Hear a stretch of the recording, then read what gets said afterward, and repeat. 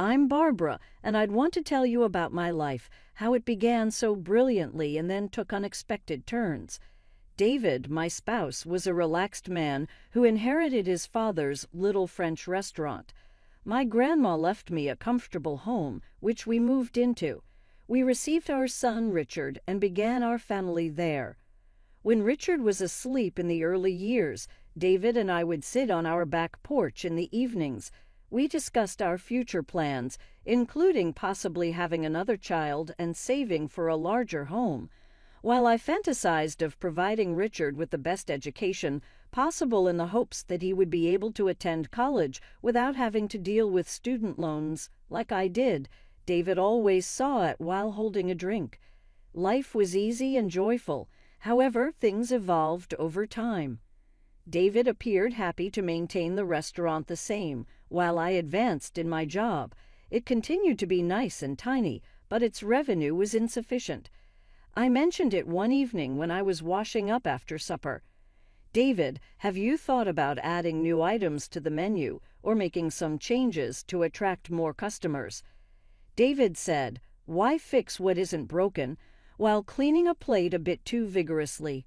"We're doing great." "But we could be doing so much better," I remarked as I patted my hands dry. With obvious frustration, David slapped the dish down. "Why do you push all the time? Can't you just be content with our current situation? I'm sick of you constantly wanting more." I ended the talk, but the restaurant wasn't the only issue. Things worsened as I became an orthodontist. David stayed away from home more often, although he wasn't actually working at the restaurant. He would increasingly visit his mother Rachel's home in its place. I confronted him one evening after he had spent another night there. "Last night, David, you rushed off to your mom's once more. Who do you believe handles everything here when you're here?" I questioned him. He simply threw his keys on the table and rolled his eyes. "Oh, hurry up. Mom knows me," he remarked. "She doesn't bug me about money or working more." That was painful, particularly because I had been paying for his costs, including sending Rachel $1,000 a month to support her. Paying all of our payments was becoming more and more difficult. I called Rachel later that week to discuss our financial issues and David's desire to accomplish more. "I'm trying my hardest, Rachel, but David needs to take the initiative. We're having trouble," I clarified. Rachel became defensive rather than understanding. "You're his wife, Barbara. It is your responsibility to help him, not to manipulate him. You're constantly trying to get my boy to change. Don't you realize that you're the issue?" she charged. I was boiling with anger. "Rachel, you have no idea how much I am rooting for him. Every month I even send you money. How can you claim that I'm the issue? Do you believe that I am a gold digger? To keep us running, I'm the one who counts every penny." Her remarks hurt, so I shot back. Without saying another word, she hung up. I sat by myself that evening reflecting on our talk. I was filled with despair and frustration. With his beer in hand and his gaze fixed on his phone, I watched David sag into the couch. In the meantime, with everything pressing down on me, I tucked Richard into bed.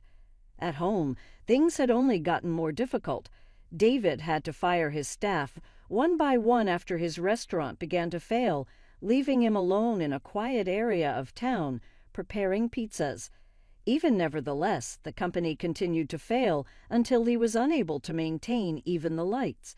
He looked broken when he returned home the day he permanently closed the eatery.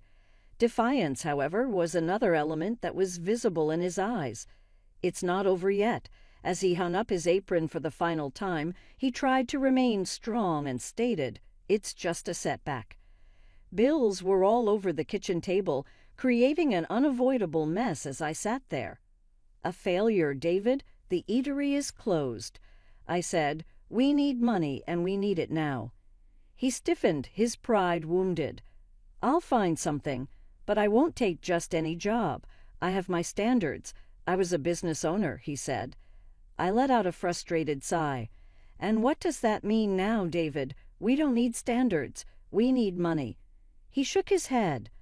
I'm not going to be some desk jockey. I have a degree, Barbara. I'm aiming for a managerial position, nothing less." I stared at him in disbelief.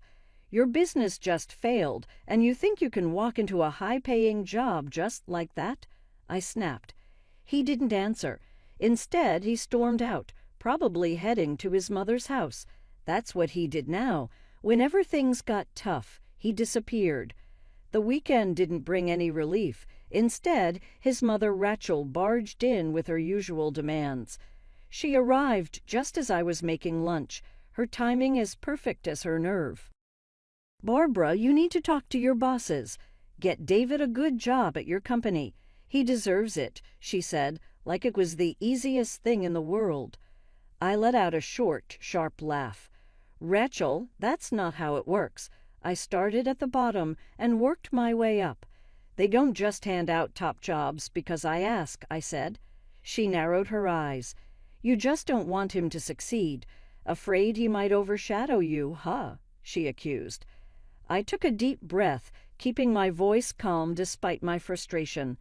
"Seriously, Rachel, David can't just walk into a senior job with no experience. It's not about fear. It's about reality." Lunch was tense after that. David stayed silent, probably stewing over his bruised ego and his mother's words. As the days passed, nothing changed. David spent his time on the couch, a beer in one hand and his phone in the other, while I worked, took care of the house, and looked after Richard all on my own. I came home to a messy house and no dinner. "David, could you at least start dinner? I'm exhausted," I said, dropping my bags and kicking off my shoes. He grunted, eyes glued to his phone. "You do it better. I'm tired too, you know." It made me so angry to see him just sitting there while Richard, hungry and waiting, tugged at my sleeve. "David, did you pick him up from school today?" I asked one evening, already knowing the answer. He barely mumbled a response over the sound of the TV.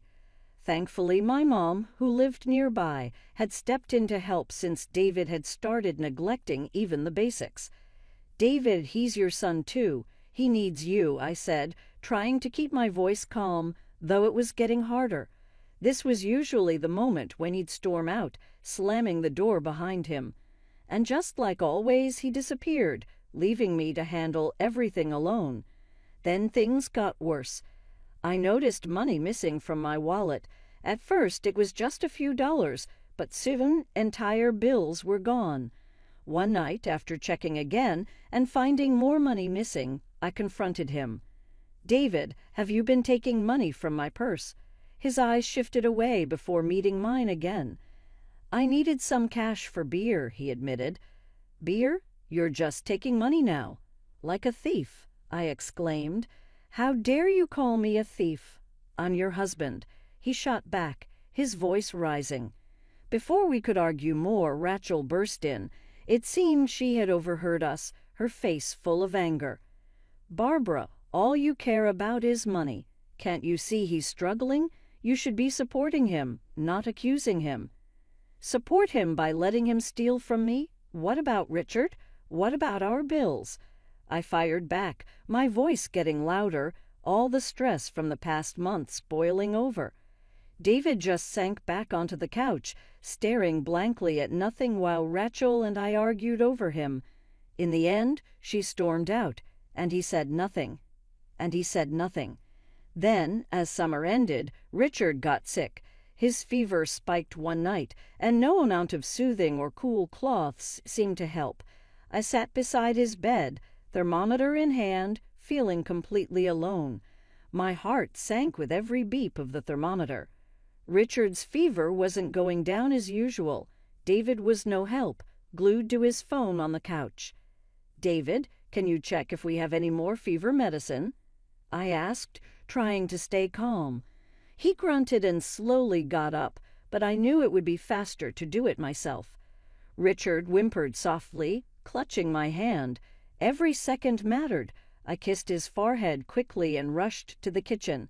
The next morning, the doctor said Richard needed medicine and tests.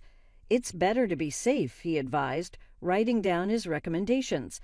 Tests meant more expenses, more than we had left after bills, and David's careless spending. My heart pounded as I made the decision. I transferred the last of our savings for Richard's treatment, including the $11,000 I usually sent to Rachel. There was no other choice. Not long after, Rachel stormed in, furious. "Barbara, where's my money? It's the first of the month," she demanded. I was packing Richard's small backpack, getting him ready for another doctor's visit. I braced myself for another fight. "Rachel, I had to use the money for Richard. He's very sick. He needs tests and treatment." Rachel's face hardened, her lips pressing into a thin line. "Do you really expect me to believe you have no other money? That was my money, Barbara. I need it," she snapped. I stepped back, raising my hands as my motherly instincts kicked in. "Richard is my priority. He's just a child, Rachel. He's sick, and I have to take care of him." Rachel's eyes flashed with anger. "I knew you'd do something like this, holding back my money for that boy," she spat, her words full of venom. "That boy, Rachel? That's your grandson. How can you be so heartless?" I shot back, my patience running out. "I don't need a lecture from you, Barbara. Just make sure I get my money by tomorrow, or you'll regret it," she hissed, her face twisted with anger. Her threat hung in the air, but I refused to back down. I glanced at Richard, weak and fragile, in the next room, and it only strengthened my resolve. "Get out of my house, Rachel. I won't tolerate threats. Not today, not ever." She looked ready to argue, but something in my eyes stopped her. Instead, she stormed out, slamming the door behind her. A heavy silence followed. Then, without a word, David slipped out after her. I went back to Richard, my hands shaking as I gently stroked his hair. He looked up at me with tired, pain-filled eyes. "It's okay, baby.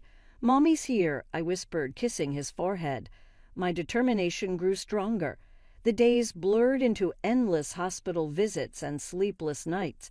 David's absence was almost a relief. No more fights, no more cold looks.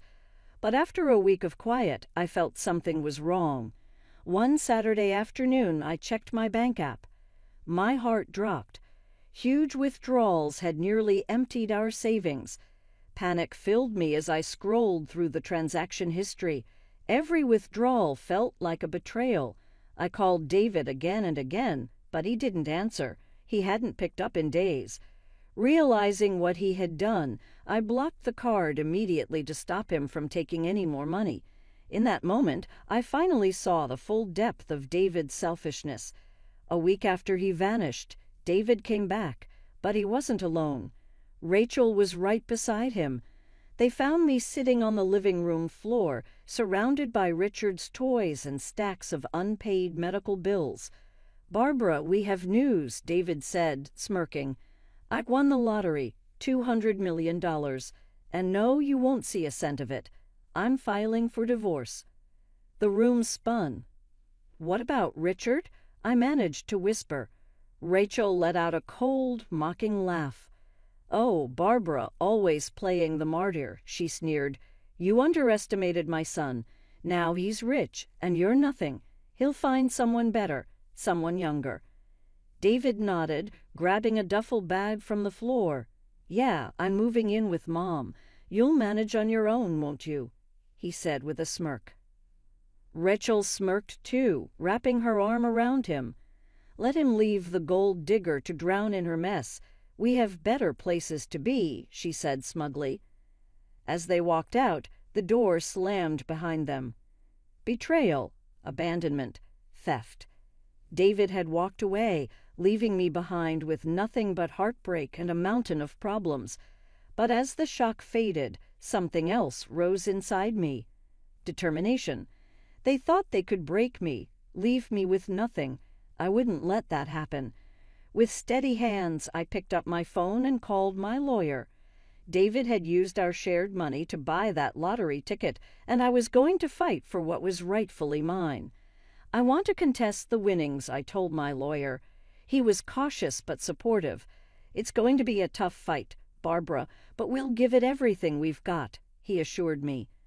As I hung up the phone, the weight of the battle ahead settled on my shoulders, but this time I felt stronger. The betrayal had changed me. I wasn't just fighting to survive.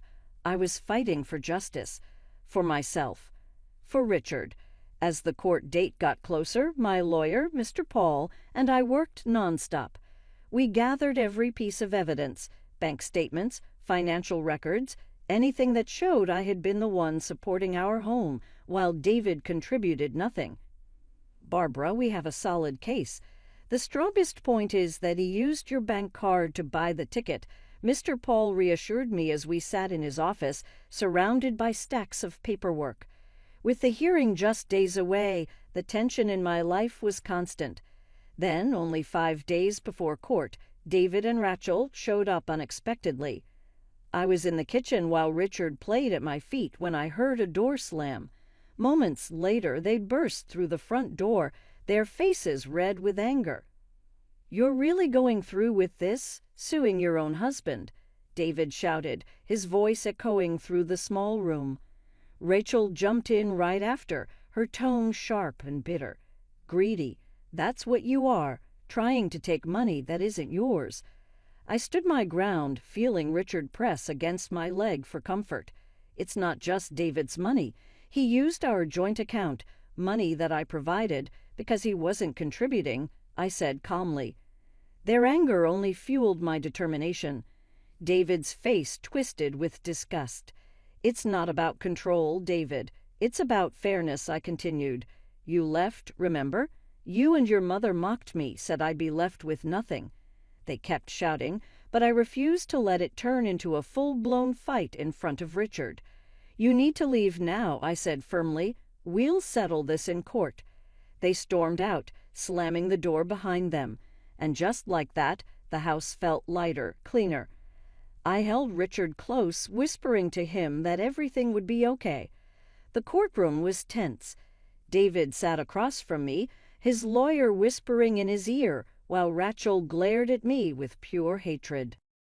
When Mr. Paul presented the bank statements and financial records, the truth was undeniable. Every time David's lawyer struggled to answer a question, I felt a wave of victory. The judge listened carefully, his eyes locked on David as the evidence unfolded. The key argument was clear. The lottery ticket was bought with money from our joint account, which made it a marital asset. As Mr. Paul explained this, David suddenly raised his voice. "I was the one who bought the ticket. It was my decision, my luck," he argued. But the judge quickly responded, his tone firm. "Not your money, Mr. Jeffrey, and unfortunately for you, luck does not override the law." After a long deliberation, the judge gave his ruling. "It is clear from the evidence that Mr. Jeffrey was financially dependent on Mrs. Jeffrey when the lottery ticket was purchased. Therefore, the ticket is a marital asset," he announced. "David was awarded only 1/4 of the winnings. The remaining 3/4 were awarded to me." David and Rachel sat frozen, their faces full of shock. They hadn't expected this. Months later, after the divorce was finalized and the chaos had settled, I finally began to focus on the future. I had heard too many stories about lottery winners losing everything, so I decided to be smart. I reached out to Thomas, an old college friend who had built a career in finance, and asked for his advice. Over coffee, we discussed smart investments in technology and renewable energy. I also made sure to set aside enough money for Richard's education. His future was my top priority. Thomas's guidance was invaluable. Meanwhile, David and Rachel had a very different approach to their share of the money. They quickly became the talk of the town. David showed off his new sports car, while Rachel flaunted expensive jewelry and designer clothes, enjoying her new lifestyle. One afternoon, as I picked up Richard from school, a friend eagerly shared the latest gossip about David's wild spending and Rachel's lavish shopping spree. I simply smiled, holding Richard's hand. I had chosen security. They had chosen excess, and I had no doubt who would come out ahead in the end. At home, I carefully planned our finances with Thomas's help. Every investment decision brought us closer to stability and security, ensuring that Richard would have every opportunity in life. Richard often asked about college, his eyes bright with dreams and possibilities. Seeing his excitement only strengthened my determination to give him the best future possible. Life had finally settled into a peaceful routine. Richard was thriving in school, and our investments were growing. The past felt like a distant memory, but life has a way of bringing things back when we least expect it. One afternoon, while having coffee with a close friend, I received some surprising news. "David's hit rock bottom," she said. "He lost his car, his money, and he's drowning in gambling debts. Things got so bad that he even got into a fight and hurt his neck." I hid my shock behind my coffee cup. "Really? That's unfortunate," I said simply. "And Rachel?" I asked. "She's selling her jewelry. She and David are desperate now. After years of showing off their wealth, they have nothing left." I listened, shaking my head at how quickly things had changed. Not long after, there was a knock at my door. I opened it to find David standing there, a shadow of the man he once was. The fancy clothes were gone, replaced by faded jeans and a worn-out jacket. His once proud eyes now looked tired and desperate. "Barbara, can we talk?" His voice was hoarse, as if he had practiced this moment over and over. I hesitated, but finally stepped aside, letting him in. Richard was out with his friends, so it was just the two of us. I didn't plan on letting this visit last long. As David walked in, he took a slow, lingering look around the living room. "I've lost everything, Barbara," he admitted. "The money, the car. I have nothing left, and I miss my family. I miss you." I raised an eyebrow. "You miss the money.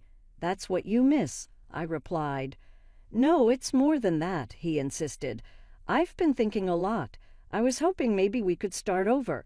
His eyes were full of pleading, but all I could think about were the years of lies, neglect, and betrayal. I let out a small, disbelieving scoff. "Start over? After everything you put us through? You left, called me greedy, wasted all your money, and now you want to come back like nothing happened." He looked away, his discomfort clear. "I know I made terrible mistakes, Barbara," he said quietly. But this time I wasn't about to let his words fool me. "I really understand now, and I'm ready to change," David insisted. I shook my head. "David, you left when you thought you were better off without us. That showed me who you really are. Now you're only sorry because you have nothing left," I said firmly. He sighed, letting my words sink in. "So there's no chance for us?" he asked quietly. "David, I forgave you a long time ago for my peace, not so you could walk back into our lives when things went wrong for you. Richard and I are doing great, and I plan to keep it that way." I said it with a heavy heart, but I meant every word. I watched as he turned and walked away, his shoulders slumped as he disappeared down the street. I felt something shift inside me. A chapter of my life had finally closed. Later that day, I picked up Richard from school.